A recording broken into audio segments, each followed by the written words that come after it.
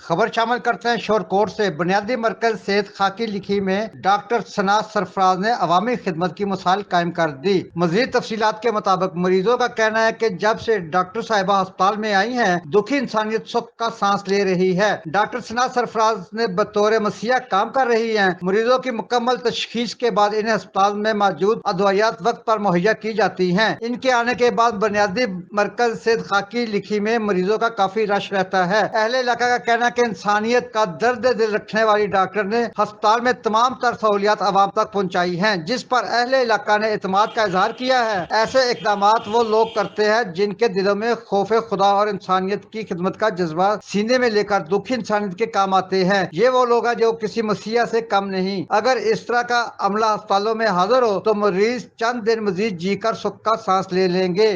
साढ़े हॉस्पिटल खाकी लखी का जितना भी अमला है बहुत अच्छा है जी, बहुत अच्छी दवाई दे रहे हैं और जोड़ा ना जी मरीज़ नाल बड़ा अच्छा तामल करते हैं। माशाल्लाह बहुत अच्छी दवाई चलती है, सारे मरीज़ खुश हैं, पूरा खाकी लखी खुश है।